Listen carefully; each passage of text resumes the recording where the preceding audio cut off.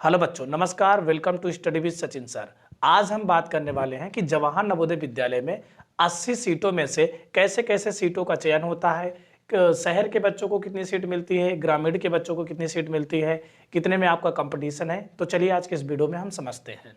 देखिए, जवाहर नवोदय विद्यालय में एक जिले में 80 सीट निकलती है, यानी कि हर एक जिले में जवाहर नवोदय विद्यालय एक जरूर होता है।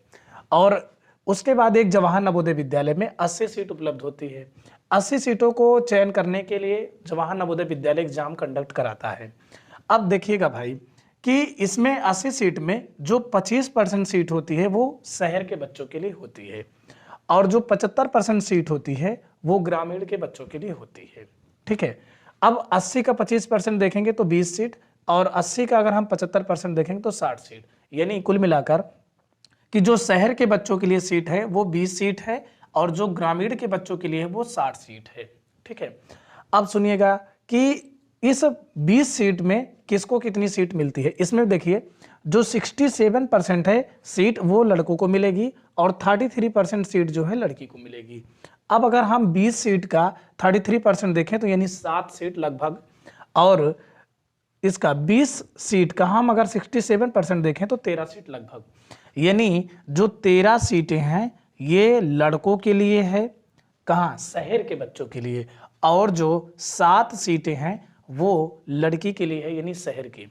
अब ध्यान रखिएगा, ये 13 बच्चों को लेना ही पड़ेगा, ये शहर के लिए फिक्स होता है कि 13 से कम नहीं कर सकते आप, 13 से कम नहीं कर सकते। 13 लड़कों को चाहिए ही चाहिए, मतलब 13 लड़कों का एडमिशन जवाहर नवोदय विद्यालय के लिए फिक्स होता है। 7 लड़की कम से कम कंफर्म चाहिए ही चाहिए, इससे कम होगा ही नहीं, मतलब इतना सीट उनके लिए फिक्स होता है।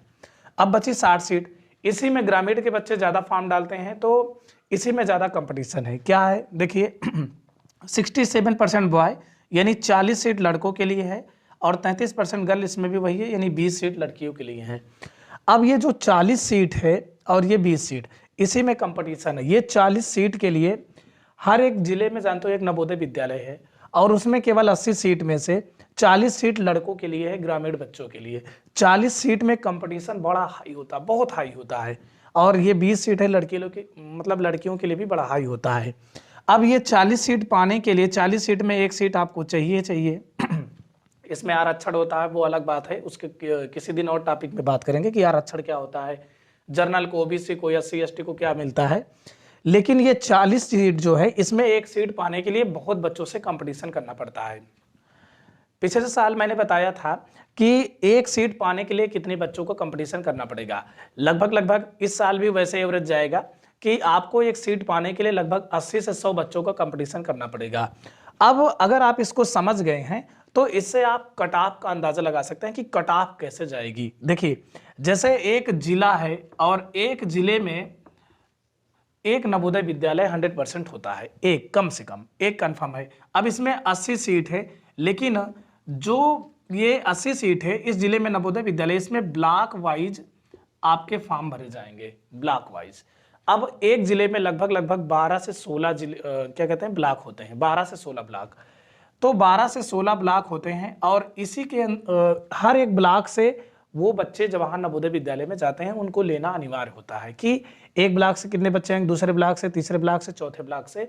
तो उस जिले में जितने भी ब्लॉक होंगे उस ब्लॉक से हर एक बच्चे को, मतलब कम से कम कितने बच्चे चाहिए वो ब्लॉक के ऊपर डिपेंड करता है, सीट के ऊपर डिपेंड करता है कि हाँ एक सीट के लिए इतने ब्लॉक से इतने बच्चे चाहिए। उसी के हिसाब से कट ऑफ बनती है कि उस ब्लॉक में सबसे ज्यादा कितना नंबर आया है, तो किसी ब्लॉक की कट ऑफ कम, किसी ब्लॉक की कट ऑफ ज्यादा होती है। अगर आप इसको समझना चाहते हैं तो नेक्स्ट वीडियो में हम बात करेंगे कि ब्लॉक वाइज कट ऑफ कैसे बनेगी, और कैसे आप समझ पाएंगे कि कंपटीशन कितना है, और एक ब्लॉक में कट ऑफ कितनी जा सकती है, कम से कम क्या हो सकती है, ज्यादा से ज्यादा क्या हो सकती है।